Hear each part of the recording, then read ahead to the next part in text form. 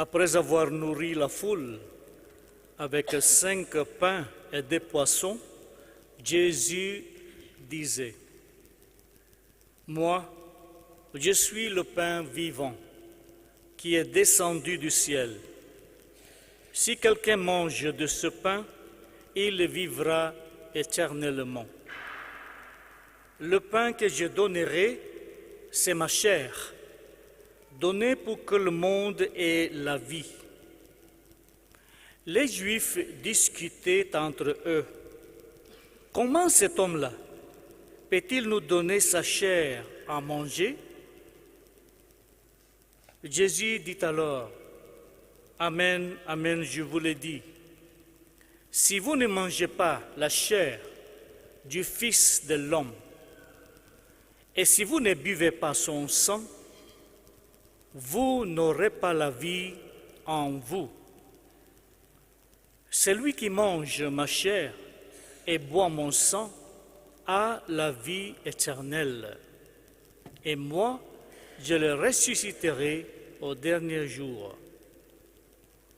En effet, ma chair est la vraie nourriture, et mon sang est la vraie boisson. Celui qui mange ma chair et boit mon sang demeure en moi, et moi, je demeure en lui. De même que le Père qui est vivant m'a envoyé, et que moi je vis par le Père, de même aussi, celui qui me mangera vivra par moi. Tel est le pain qui descend du ciel. Il n'est pas comme celui que vos pères ont mangé et ils sont morts. Celui qui mange ce pain vivra éternellement. Acclamons la parole de Dieu.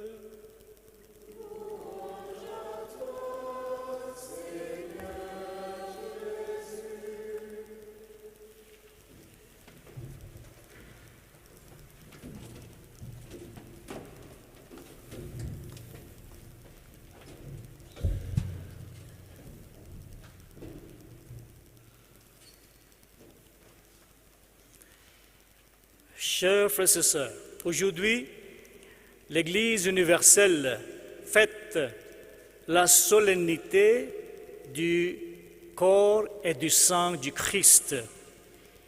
On appelle ça aussi le Corpus Domini, ou Corpus Christi, ou bien la fête de Dieu.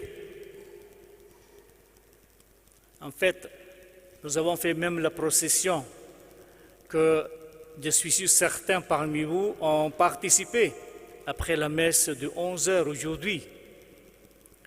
Alors, c'est chaque jour, chaque dimanche, et tout spécialement le jeudi saint, que l'Église célèbre l'Eucharistie et la propose à notre méditation. Mais l'Eucharistie est un tel mystère de la foi, de notre foi, qui résume tous les autres, qu'une fête spéciale lui est consacrée. C'est la fête du Saint-Sacrement que nous célébrons aujourd'hui. Occasion de nous rappeler le trésor inestimable que représente pour nous le sacrement du corps et du sang du Christ, et de nous permettre de communier avec une intensité toujours renouvelée et approfondie. Sur le bord du lac, au lendemain du jour où il a multiplié le pain, il s'adresse à ces personnes qui sont à sa recherche.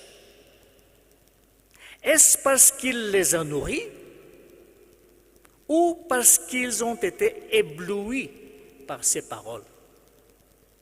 Sans doute, y a-t-il de deux. Mais pour Jésus, cela n'est pas d'importance.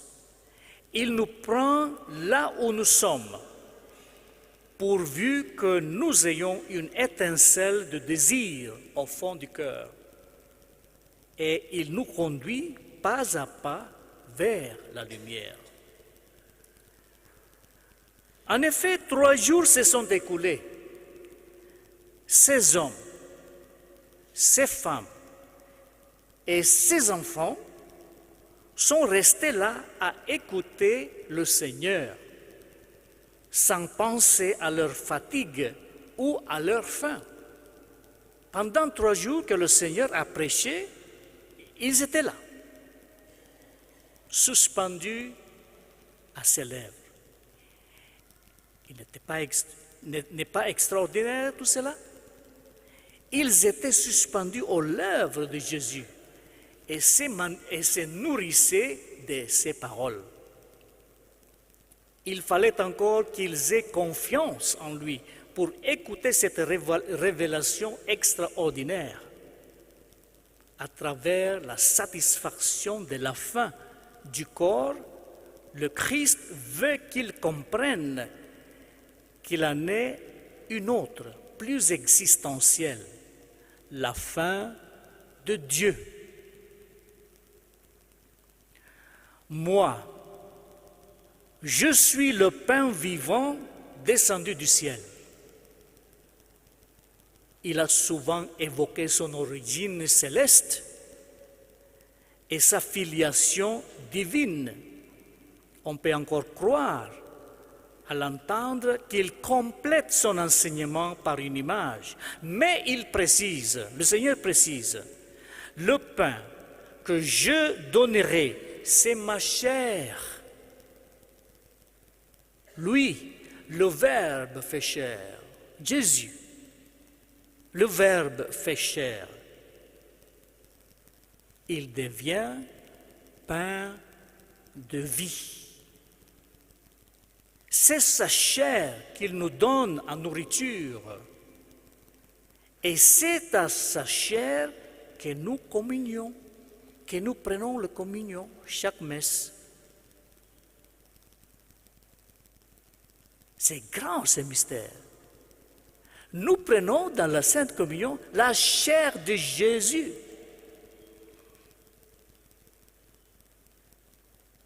C'est sa chair qui nous donne l'assurance de l'éternité. Si quelqu'un mange de ce pain, il vivra éternellement. Voilà les paroles de Jésus. Il est arrivé qu'on assiste ici au là, à Lanciano, Italie, par exemple, à un miracle eucharistique. Le pain devenant réellement un morceau de chair. Ils ont même fait une analyse de ce miracle eucharistique en prenant une petite particule de ce soi-disant hostie devenue chair.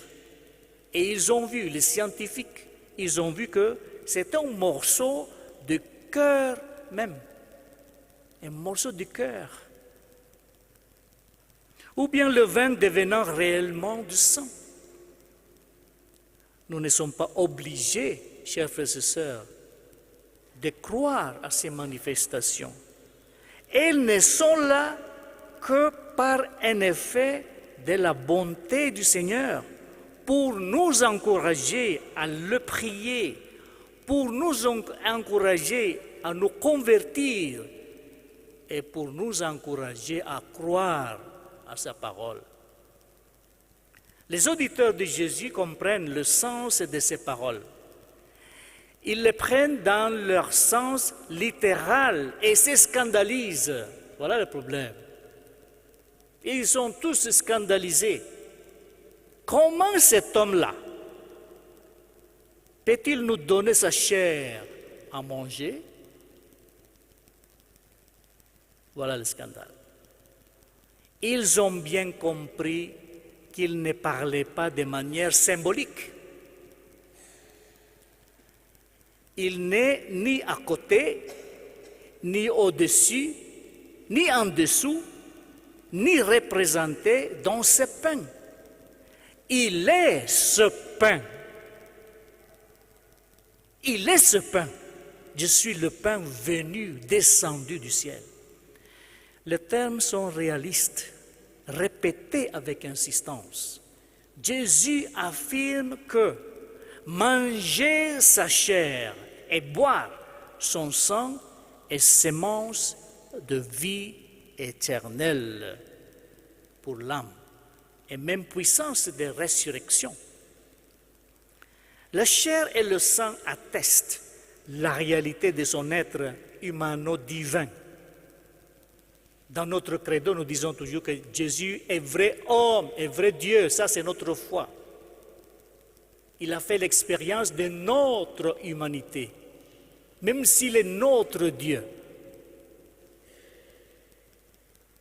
Il a réellement pris chair en notre humanité et il versera son sang en sacrifice sur la croix. Il répond par avance à ceux qui refuseront de croire à la réalité de son humanité. Mais pourquoi? Pourquoi le Seigneur se donne-t-il en nourriture? Pourquoi? La nourriture, chers frères et sœurs, est ce qui nous permet de vivre. Essayez de ne pas manger pendant 3 semaines ou 1 mois.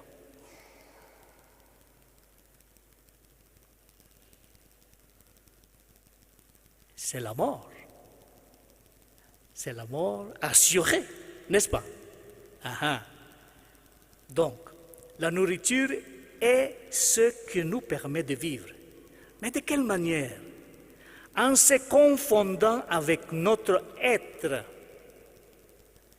Mais n'est-ce pas aussi le rêve de ceux qui s'aiment de vouloir fusionner l'un de l'autre? Vous voyez, les scientifiques nous disent que, et c'est une réalité, nous sommes ce que nous mangeons, n'est-ce pas? Nous sommes ce que nous mangeons.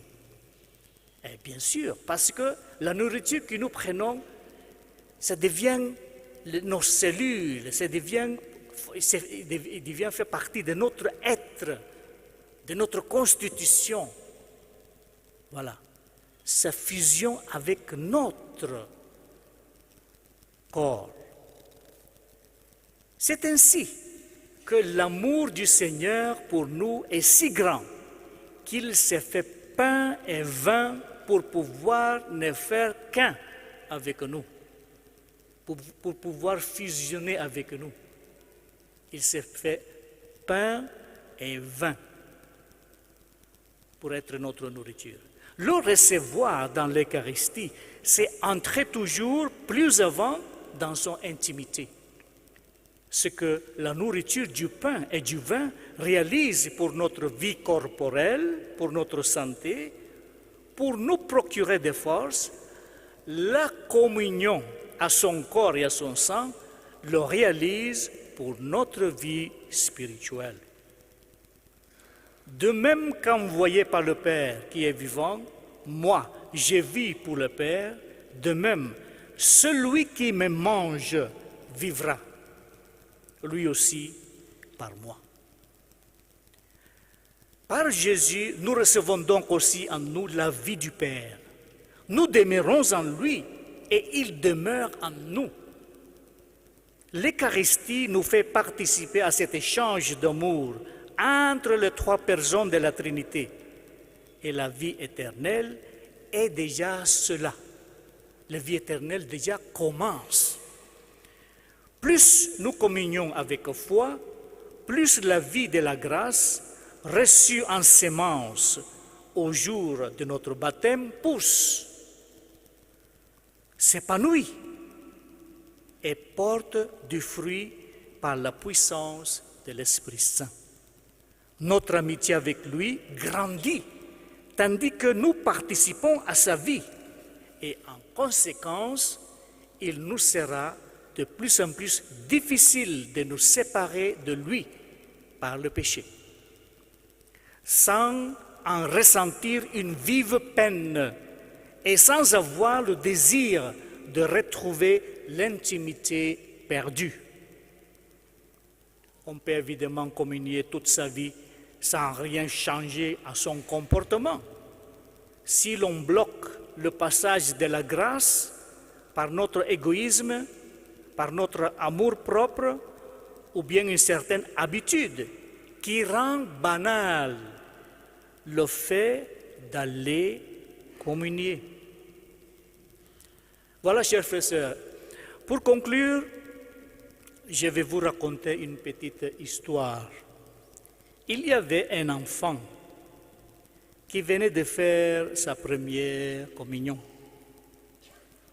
C'est une histoire qui permet de comprendre l'immensité du don que Jésus nous fait dans l'Eucharistie. Alors, cet enfant était âgé de 7 ans.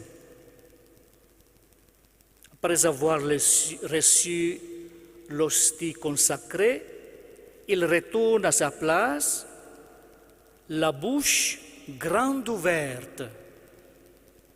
La sœur catéchiste en charge de la cérémonie s'approche et lui murmure à l'oreille: « Tu peux fermer la bouche maintenant ?»«